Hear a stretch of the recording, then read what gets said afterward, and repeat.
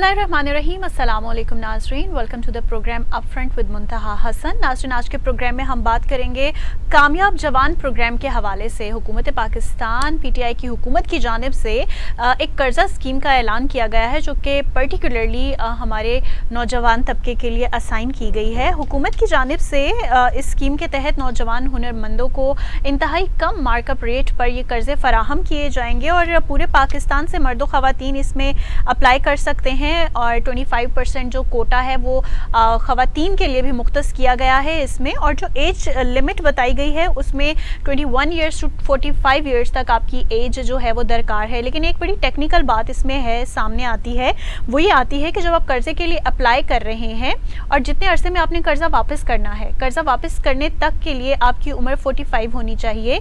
अगर आपकी उम्र 46, 47, 48 तक जा रही है और वापस करने का टेन्योर आपका इतना आ रहा है जिसमें आपकी एज इतनी अपर लिमिट तक जा रही है, तो you are not eligible for this scheme. Okay, अब हम बात करेंगे कि ये कर्ज़ा कितनी अमाउंट में आपको मिल सक रहा है। इस कर्ज़े की बेसिकली 3 कैटेगरीज बनाई गई हैं, इसको डिवाइड किया गया है, इसकी क्लासिफिकेशन की गई है इनटू 3 कैटेगरीज। फर्स्ट कैटेगरी में आप कर्ज़ा हासिल कर सकते हैं 1 लाख से 10 लाख तक का। सेकंड कैटेगरी में आप कर्ज़ा हासिल कर सकते हैं 10 लाख से 1 करोड़ रुपए तक का। थर्ड कैटेगरी है आपकी 1 करोड़ रुपए से 2.5 करोड़ रुपए तक की। अच्छा, अब इस पे मार्कअप की अगर बात करें, सूद की बात करें, जो फर्स्ट कैटेगरी है जो कि 1 लाख से 10 लाख तक की है, उस पर 3% आपको सूद पे करना होगा। और जो 10 लाख से 1 करोड़ तक का कर्जा है उस पर 4%। और जो थर्ड कैटेगरी है आपकी जो कि 1 करोड़ से 2.5 करोड़ तक की है, उस पर आपको 5% मार्कअप पे करना होगा। ये 25% मेंशन करती चलूंगी, कोटा ख़वातीन के लिए भी है। ख़वातीन का कोटा कम क्यों रखा गया है?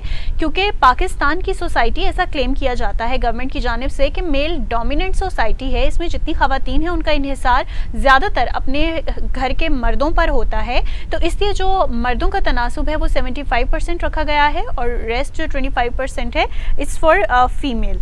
येट इसी हवाले से बात करेंगे अपने प्रोग्राम में। सबसे पहले हमें ज्वाइन किया है एक कंपनी है ICIL। इस कंपनी को बेसिकली ये एक GPS बेस्ड वेरिफिकेशन कंपनी है जो कि वेरीफाई करती है जितनी भी एप्लीकेंट्स प्रोसेस किए जाते हैं, जितनी एप्लीकेशंस रिसीव होती हैं डिफरेंट बैंक्स को, वो बैंक्स जितना उनका डाटा है एप्लीकेंट्स का वो ट्रांसफ़र करता है इस कंपनी को, और ये कंपनी उनकी वेरिफिकेशन करती है, डोर स्टेप तक जाती है और मज़ीद उनसे सारी जितनी भी इंफॉर्मेशंस उन्होंने दी होती हैं, एप्लीकेशन में लिखी होती हैं, ऑनलाइन उसको अप्लाई किया होता है, ये सारी जो इंफॉर्मेशन हैं उनको रीचेक करती हैं। इस प्रोसेस से गुजरते हैं।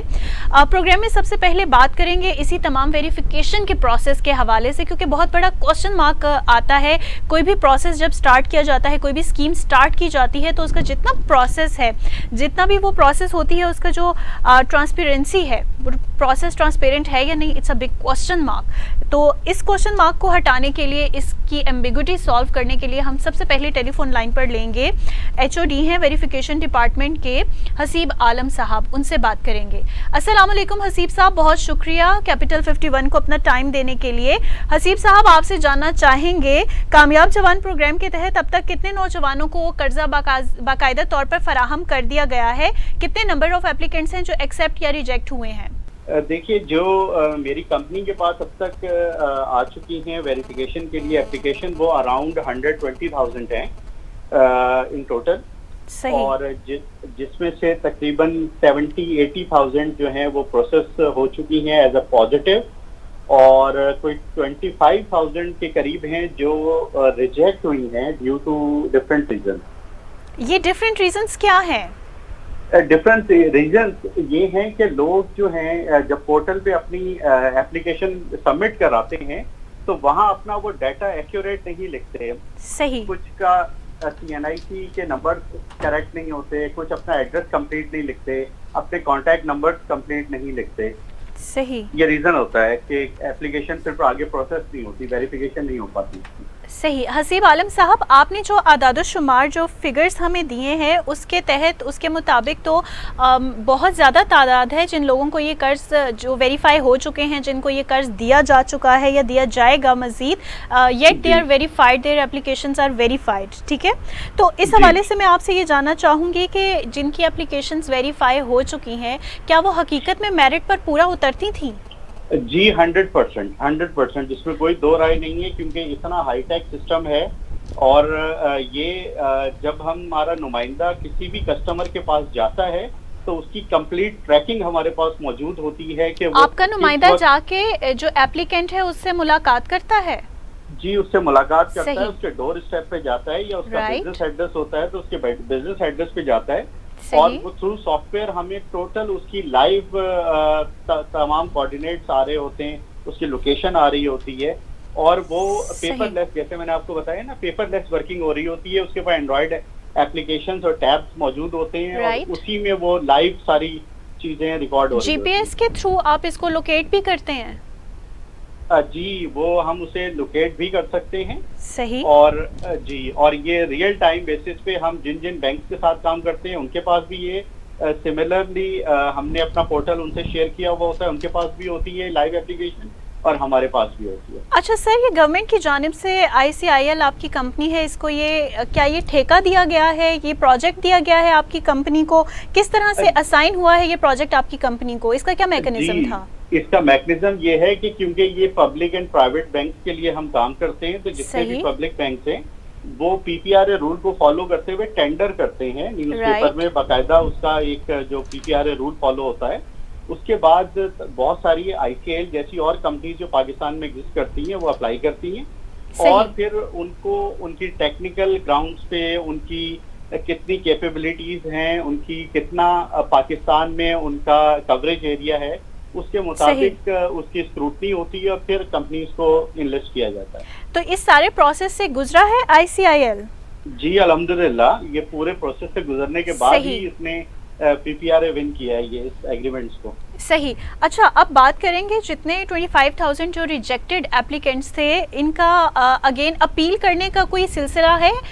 रीअप्लाई करने का कोई तरीका है, कोई मैकेनिज्म है? जी, री अप्लाई कर सकते हैं। पहले जब ये स्टार्ट हुई थी तो फेज 1 कंसीडर होता था, उसको हम फेज 1 कहते थे।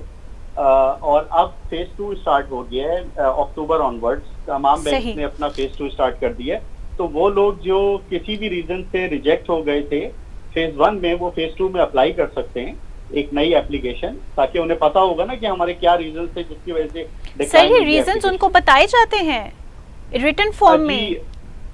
जी देखिए, बताना तो बैंक का अपना काम होता है, हमारा काम है जो बैंक ने हमें मैंडेट दिया है हम उसे वेरीफाई करते हैं। तो सर, आप किन को वजूहात बताते हैं, बैंक को या कि एप्लीकेंट को बताते हैं कि आपकी इन वजूहात पे एप्लीकेशन रिजेक्ट हो गई है?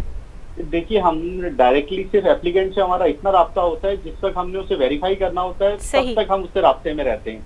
अदरवाइज एप्लीकेंट का राब्ता कंसर्न बैंक से होता है, हमसे नहीं होता। अच्छा सर, ये जो लोन की रकम है ये कितने % लोगों को रिसीव हो चुकी है, मिल चुकी है? देखिए, ये मेरा मैंडेट नहीं है, क्योंकि ये बैंक का कंसर्न है। ठीक है, ठीक बैंक है। का कंसर्न अभी और मजीद कितनी आपके पास एप्लीकेशंस हैं जो कि पाइपलाइन में है, जो कि इन प्रोसेस हैं? मेरे ख्याल में जितना मैंने आपको फिगर बताया है इतनी ही पाइपलाइन में मौजूद हैं। इतनी एक्सेप्ट होने के बाद अब इतनी ही लाइक आपने बताया 120,000 इतनी एप्लीकेशंस वो हैं जो एक्सेप्ट हो चुकी हैं, मजीद इतनी ही एप्लीकेशंस हैं जो कि पाइपलाइन में भी हैं? जी, इतनी पाइपलाइन में है। और ये जो मैंने आपको फिगर दी है ये सिर्फ वो फिगर है जो आईसीआईएल ने केसेस कंडक्ट किए हैं। आईसीआईएल जैसी मैंने कहा ना कि और भी वेंडर्स हैं जो ये काम कर रहे हैं, तो उनको डेफिनेटली और नंबर्स उनसे शेयर किए होंगे। ठीक है, थैंक यू, बहुत शुक्रिया हसीब आलम साहब, आप हमें आगाह कर रहे थे किस तरह का वेरिफिकेशन प्रोसेस है, किस प्रोसेस के थ्रू होके हमें गुजरना पड़ता है इस कर्ज के लिए अगर आप लोग अप्लाई करते हैं। आप हमें बता रहे थे, आपका बहुत शुक्रिया। नाज़रीन, कामयाब जवान प्रोग्राम के हवाले से ही पाकिस्तान पीपल्स पार्टी का भी मौक़िफ़ जानेंगे, और हमें टेलीफोन लाइन पर ज्वाइन किया है रज़ा रब्बानी खर साहब ने, रहनुमा पाकिस्तान पीपल्स पार्टी ने। बहुत शुक्रिया रज़ा रब्बानी साहब, वेलकम करेंगे आपको प्रोग्राम में। किस तरह से देख रहे हैं आप वज़ीर-ए-आज़म इमरान खान साहब की जानिब से इस इक़दाम को?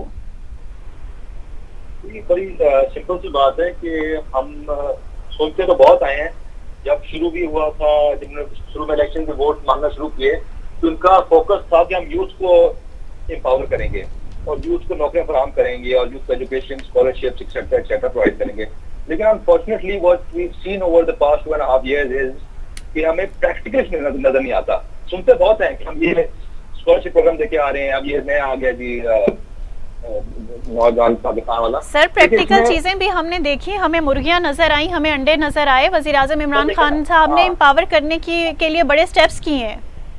आप देखिए ना, आपको यकीन करें, मैं जब अपने हल्के में गया था वोट मांगने के लिए, उस वक्त मुझे एक नौजवान ने कहा कि मैं सर आपको वोट देना चाहता हूँ, लेकिन आप पीपल्स पार्टी है, मुझे आप ये बताएं कि मैं इमरान खान को वोट कैसे दूंगा अगर आपको वोट दे दिया। How will I help in making him the prime minister of this country. अब जब वो बन गया है तो उसने सबसे ज्यादा डिसअपॉइंट हो चुकी है। अब बेचारे यूथ का वो हाल है कि उनके पास खाने के लिए पैसे दूर की बात है, उनके पास बेचारों पर नौकरियां जो जिनकी थी वो भी चली गई हैं, और जो स्कॉलरशिप मिला करती थी आपको मैं ये बता रहा हूँ HEC के थ्रू, वो भी सारी जीरो कर दी है। HEC के साथ जो मिला उन्होंने मुझे बताया कि हमारे पास तो अपने नौकरों की तनख्वाहें भरने के पैसे नहीं, वी डोंट हैव सैलरीज कि हम उनको पे करें। तो आप तो मुझे तो समझ नहीं आ रही सिर्फ ये, और ऊपर से जितने स्पोक्स पर्सन हैं उन सबका एक ही नारा है कि चोर खा गए ये। आपने क्या किया पिछले 2.5 साल में? आपने कितने घर दिए, कौन सी नौकरियां दी, क्या किया? सही, बहुत इंपॉर्टेंट पॉइंट आपने रेस किया है यूथ को एम्पावर करने का। पाकिस्तान दुनिया के उन चंद खुशनसीब ममालिक में से है जिनकी more than 55% of the population it consist of the youth. ठीक है, बहुत बड़ा ये बल्क है हमारे पास, नंबर बहुत एक्सीलेंट आइडियल कंसिडर किया जाता है। लेकिन यूथ को आप किस तरफ लगा रहे हैं? पाकिस्तान पीपल्स पार्टी की अगर हिस्ट्री की बात की जाए तो ये नहीं कि कोई बायसनेस शो की जा रही है, लेकिन पाकिस्तान पीपल्स पार्टी ने भी अपने दौरे हुकूमत में जब तक वो इक़्तिदार में रही वो इस तरह के बहुत से स्टेप्स लेती रही। गवर्नमेंट मुलाजिमीन के लिए उनकी वेजेस बढ़ाने के लिए बहुत से स्टेप्स लेती रही, ख़वातीन के लिए बहुत इनिशिएटिव्स लिए गए, बेनज़ीर इनकम सपोर्ट प्रोग्राम इसकी एग्जाम्पल हमारे सामने मौजूद है। तो रज़ा रब्बानी खर साहब, आप किस तरह से इस प्रोसेस की ट्रांसपेरेंसी को देखते हैं? क्या ये प्रोसेस ट्रांसपेरेंट है? क्योंकि इनका अनफॉर्चुनेटली जितने भी इनके प्रोसेस हैं ये दिखाना चाहते हैं ये सारे प्रोसेस ट्रांसपेरेंट हैं, लेकिन अनफॉर्चुनेटली कोई भी इनका प्रोसेस ट्रांसपेरेंट हमें नजर नहीं आता। उसमें बहुत ज्यादा बायस हैं ये। सर बायस किस तरह से हैं? आपको मैं एग्जांपल देता हूँ। जिनका ये प्रोग्राम है जो कि बेनजीर इनकम सपोर्ट प्रोग्राम है, अब इसका जो मर्जी नाम रख लें, चेंज कर लें, सही, लेकिन है तो बेनजीर इनकम सपोर्ट प्रोग्राम। उसमें भी जो ये सर्विस करते हैं, ये सर्वेज आर नॉट इम्पार्शियल। देखते हैं कि हमारे सपोर्टर्स कहाँ हैं, हमारे सपोर्टर्स कहाँ नहीं है, जो इनके वहाँ के इनके मेन लोग होते हैं जो कि फॉर एग्जांपल मेरे हल्के में मैंने कैंडिडेट्स मेरे टिकट से उनको ये फेवर करते हैं, वो जाके अपने लोगों को फेवर करते हैं। ये अपने पार्टी के ऑल अक्रॉस द बोर्ड। लेकिन सर इस किस्म के इल्जाम तो पाकिस्तान पीपल्स पार्टी की क़यादत पर भी लगते रहे हैं कि ये भी इल्जाम हम देखते थे कि बेनज़ीर इनकम सपोर्ट प्रोग्राम के तहत जो कि रकम दी जाती रही है वो भी उन्हीं इलाकों में उन्हीं लोगों को दी जाती रही है जो पीपल्स पार्टी के सपोर्टर्स रहे हैं। तो ये चीज़ कोई नई नहीं है, लेकिन यहाँ मैं एक क्वेश्चन रेज करना चाहूँगी कि आपका मुल्क जो कि more than 55% of the population it consist of the youth, आप यूथ को किस तरफ लगा रहे हैं? पहले खान साहब इक़्तिदार में आए, उन्होंने मुर्गियों और अंडों के पीछे लगा दिया अपनी आवाम को, उसके बाद उन्होंने नौकरियां फराहम कर दी, घर फराहम कर दिए, और अब ये बिजनेस प्लानिंग रह गई। आप क्या समझते हैं, कारामद है ये सब कुछ? आप देखें ना जी, यूथ का आपका टाइम है, आप यूथ को वोकेशनल ट्रेनिंग दें, आप उनको पहले बेसिक चीज के आप उनकी एजुकेशन करेंगे। आपने जो स्कॉलरशिप प्रोग्राम से जो हमारे इतने लायक बच्चे हैं इधर जो इतनी मेहनत करके उनके माँ बाप उनको इतनी मेहनत करके पढ़ाते लिखाते हैं, वो अपने अच्छे ग्रेड लेके आते हैं, they are eligible for scholarship abroad, जो कि पहले होता था। ये तो होता ना कि उसको ये एक्सपैंड करते हैं। अगर वो पहले होता था for example let's say for I am just coating a number for sake, अगर 1000 बच्चे पहले आते थे, अब जाते थे 5000, वो 1000 से जीरो तो नहीं होने चाहिए थे। उसके अलावा देखिए आपकी जब इकोनॉमी चलेगी तो तभी नौकरियां होंगी। अगर आपकी सारी इंडस्ट्रीज बंद हो जाएंगी, आपका हर सेक्टर नुकसान कर रहा होगा, तो आप मुझे बताएं कौन एम्प्लॉयमेंट तभी जनरेट होगी ना जब आपकी एक बिजनेस चल रहा होगा, जब इंडस्ट्री चल रही होगी। जब सबका बुरा हाल होगा, माइशत का बुरा हाल होगा, तो फिर कहाँ लोग एम्प्लॉय आएंगे? लेकिन सर देखें कि ये जो स्टेप लिया गया है, अगर इसके मैं कुछ पॉजिटिविटी एलिमेंट्स की भी बात करूं तो इसकी इन्होंने 3 कैटेगरीज बनाई हैं। जो फर्स्ट कैटेगरी है उसमें आपको जो कर्ज मिलेगा वो 1 लाख से 10 लाख तक का है। जो सेकंड कैटेगरी है उसमें 10 लाख से 1 करोड़ रुपए तक का कर्ज आप हासिल कर सकते हैं। और जो थर्ड कैटेगरी है, लेट मी कंप्लीट, कि उसमें 1 करोड़ से 2.5 करोड़ रुपए तक का कर्ज आपको मिल सकता है। 2.5 करोड़ रुपया, 1 करोड़ रुपया, it's not a small amount, it's a big amount. substantial amount. Exactly. But we are going back to the same issue कि ये हो कहाँ रहा है? वो 50 घर भी आपने देख ली है। सर अभी ICIL जो कि वेरिफिकेशन कंपनी है उनके HOD, सर अभी जो ICIL कंपनी है जिसको ये ठेका दिया गया है कि उन्होंने वेरिफिकेशन करनी है जितनी एप्लीकेशंस को, सर मैं उनके आदादोशुमार कोट करना चाहूंगी। उनके मुताबिक 1,20,000 लोगों की एप्लीकेशंस एक्सेप्ट हुई हैं, वेरीफाइड हुई हैं, ओके हुई हैं और उनको ये कर्ज दिया गया है, लेकिन कहाँ हैं वो लोग? It's a big question mark. ये देखिए ना, मैं आपको ये अर्ज कर रहा हूँ, इनका ना इनकी जब से गवर्नमेंट इनकी एक स्ट्रेटेजी है, राइट। ये क्या करते हैं, ये लोगों को सोशल मीडिया के थ्रू, इलेक्ट्रॉनिक मीडिया के थ्रू, प्रिंट मीडिया के थ्रू, ये सब कुछ लोगों को एक पटरी पे लगा दिया। हम ये लेके आ रहे हैं, पहले घरों शुरू हुए, फिर नौकरियों पे आए, फिर ये पॉवर्टी एलिवेशन वाले पे आए। लेकिन अनफॉर्चुनेट मसला ये है कि वो सब कुछ ये कहते हैं, लेकिन उसको प्रैक्टिकली वो चीज एंड तक नहीं पहुंचती, वो आप किसी को डिलीवर नहीं होती।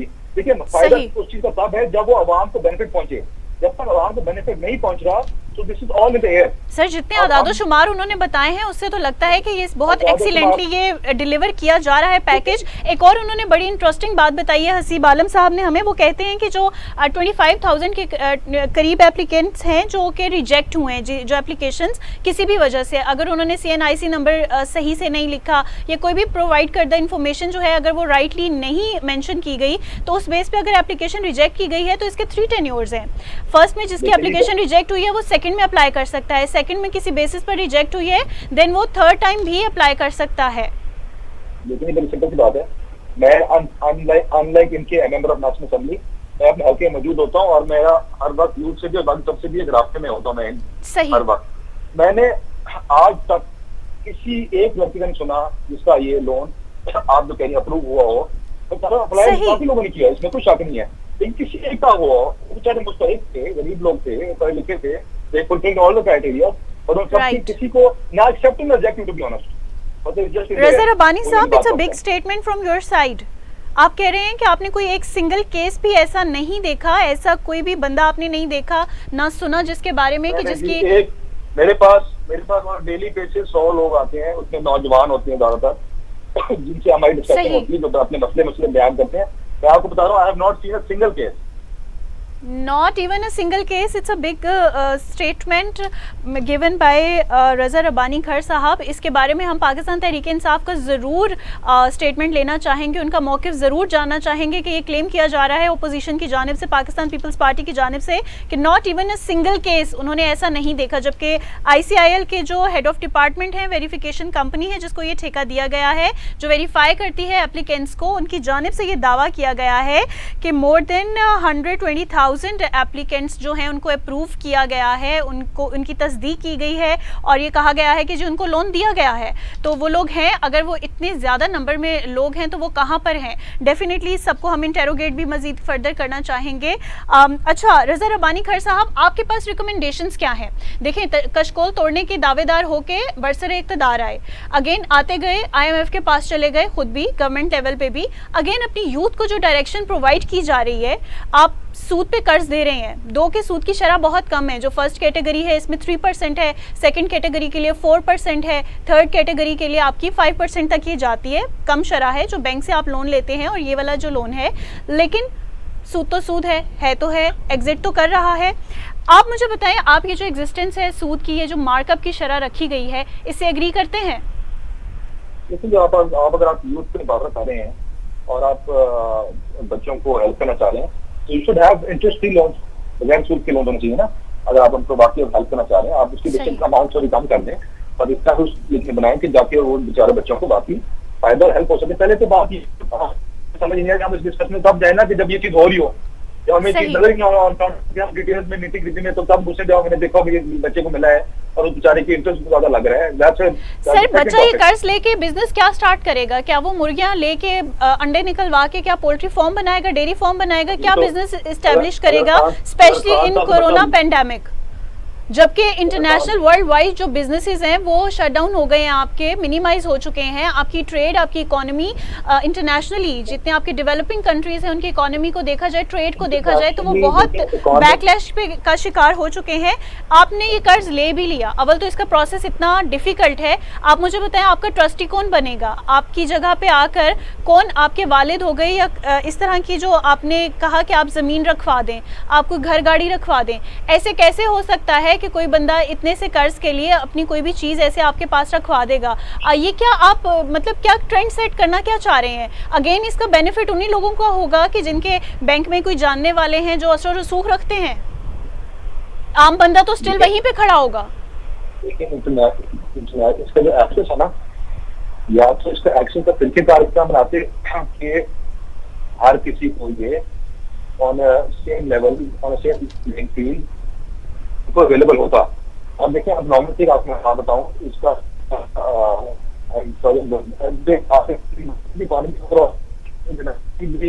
स्लो डाउन, बट अनफॉर्चुनेटली हम ये रोना नहीं रोक सकते कि हमें कोरोना की वजह से हमारी परेशानी इकोनॉमी पर बात हुई है। जब ये पहले आए थे उस वक्त से इन्होंने इकोनॉमी बेहतर करना शुरू किया था। हाँ, obviously corona has played its part में, but you can't blame corona के पहले भी आपके जो फिगर्स थे वो नेगेटिव साइड पर, डाउनवर्ड साइड पे ही थे। कितना कर्जा ये रोना तो आप ये होता कि हम पिछले कर्जे वापस कर रहे हैं। जितना कर्जा इन्होंने लिया है विद इन 2.5 years, पार्टी ने तो मांग खोल दिया था पूरे 5 साल में।